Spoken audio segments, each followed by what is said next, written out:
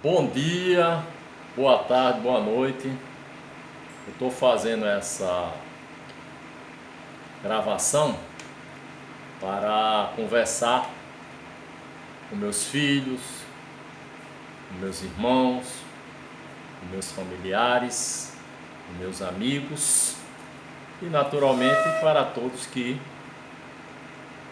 tenham acesso, né? Já que a gente vai estar aqui nas redes sociais colocando esses pensamentos. Estou fazendo isso para prestar também homenagem a meu pai, né? E transmitir para todos uma carga de experiência, né? Carga de experiência em relação a uma vida enclausurada. É claro que a gente tem recente um exemplo que acho bastante interessante do ex-presidente Lula, como ele enfrentou Cáceres por vários meses. O meu pai, na década de 60, 64, nos anos 64, 68, entre 64 e 68, que foi o período do golpe militar, né, e esse momento de diálogo aqui também serve para a gente fazer uma pequena e rápida consideração acerca dos processos históricos do Brasil. Então, nesse período, meu pai foi prisioneiro, né? Foi prisioneiro da ditadura militar, dos militares, do sistema repressor, militar do Estado burguês,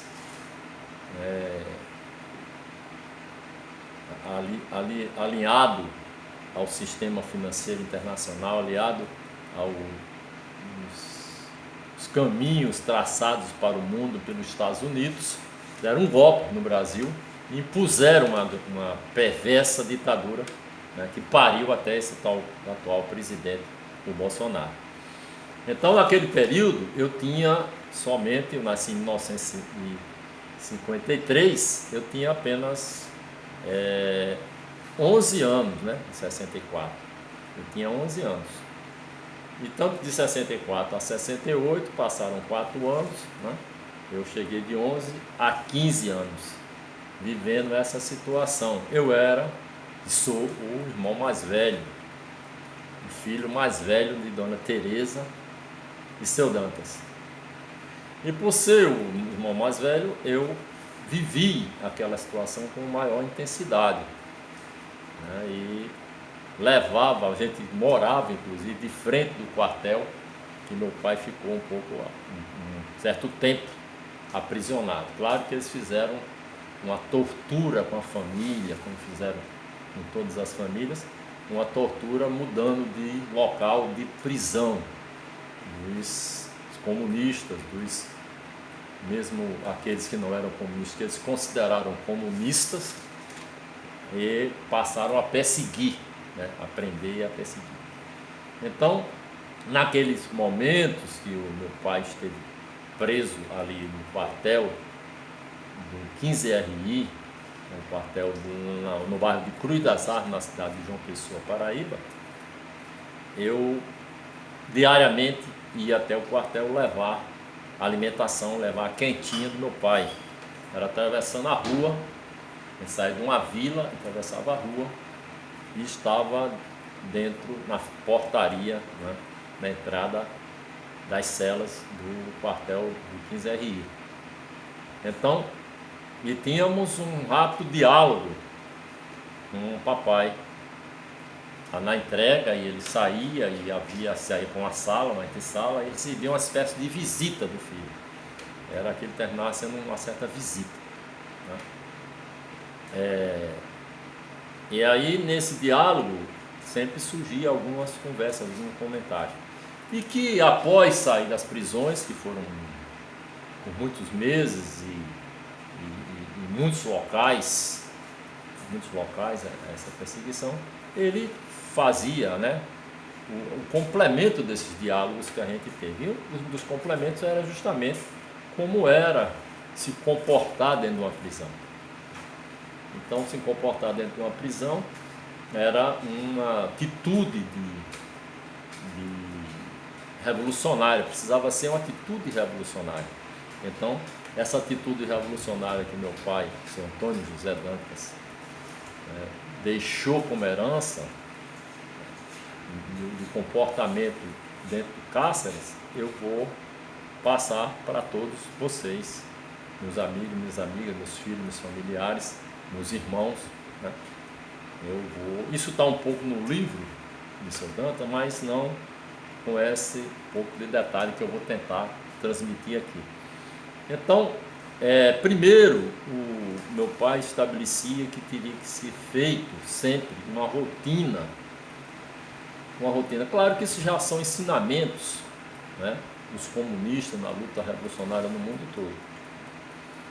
Tinha que ter uma rotina que estabelecesse os principais objetivos para preencher, né, aquele dia, às 24 horas. Então tinha que ter uma programação que envolvia cuidar da saúde física e mental, né? Então, como o cárcere geralmente tinha mais de uma pessoa, os cárceres em alguns momentos foram isolados, eles isolavam quando era para torturar, quando era para forçar depoimentos, né? E eles estabeleciam, né, todo o processo, né, de forma coletiva, né? Juntava os presos e até misturava os presos, misturava presos políticos com presos disciplinares, com presos de outra natureza. Em alguns momentos eles chegavam a fazer isso, né? Então, criminosamente, né? Então, o que meu pai relatava é justamente a importância de se dividir, se estabelecer um programa, se estabelecer um tratamento para cada item, para cada questão da vida, entendendo que aquilo ali é uma situação provisória, então tinha que se sair daquela com a melhor condição possível, né? Nos meses que se passava aprisionado, precisava cuidar, então era feita uma lista do que, de forma coletiva, no caso, se você está a 2, está a 3 pessoas isolados em um determinado ambiente. Então, no caso, eu vou meus filhos, tem 3 num canto, um casal, esposa, que é meu filho, e meu marido no outro apartamento. Então, está o isolamento das famílias como um todo, né? Tem diferenciações, né? Tem família com 2, com 3, com 4, com 5, e tem famílias até com mais gente. Então, quanto mais gente, mais precisa de uma convivência coletiva. Aí onde está o desafio, né?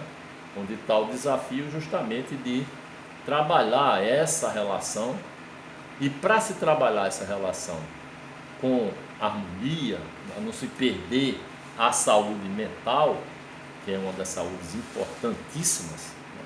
Tem que se fazer um planejamento completo, tem que se pensar uma rotina, uma nova rotina, né? E uma rotina que privilegie, que organize, que estabeleça uma segurança em relação a que nenhum item vai ser subestimado. Higiene, limpeza, né? Saúde, que envolve muitos aspectos da saúde, atividade cultural, atividade, né, recreativa. Então é preciso pensar, né? Se for a 2, se for a 3, se for a 4, se for a 5, se for a 5, ou se for a mais pessoas, é preciso pensar justamente, né? A questão da saída, para ser evitada, também tem que estar nesse planejamento. Então, o dia de comprar, o dia de organizar, aqui nós estamos agora 100% sem precisar sair, né? Eu e minha esposa Conceição estamos agora a 100% sem precisar sair. Então nós já estabelecemos um mecanismo de compra de alimentos, um mecanismo de compra, né, de frutas, de verduras, de ovos e todas as questões. Estabelecemos inclusive um procedimento de entrega do produto que a gente produz, que antes era entregue por mim. Então, o motoboy chega e na própria portaria pega o produto própria na calçada da casa, não chega nem ir, tem nenhum contato com ele, ele pega e leva e entrega lá. Então, enfim, o meu pai, Antônio José Dantas, ele estabeleceu todo esse debate naquela época, em 64, 68. Como é que se traçava, porque tinha diferenciações, né? Tinha gente que fumava e gente que não fumava. Então, como é que tratava essa questão da fumar? Então, estabeleceu-se um ambiente para fumar. E a pessoa ia para esse ambiente. Então, se separou, mesmo um ambiente pequeno, mas aquele cantinho, aquele local ali, cantinho, vai ser da fumada. Então, se travou um debate, uma conversa para a pessoa que fumava fosse reduzido, fizesse um esforço para reduzir. O horário de fazer a ginástica, de fazer, né, o cuidado com o físico, né? Porque a gente tem uma atividade diária de sair do trabalho para todo canto, aí já é uma movimentação, ou dirigindo um carro, ou pegando um ônibus, a gente está sempre em movimentação. E agora a movimentação foi reduzida para um volume muito menor do que antes, né? A gente ficando dentro de uma casa, dentro de um apartamento. Então, esse processo, né, esse processo está justamente precisando de um ordenamento. Então, nesse estímulo, nessa relação, né, de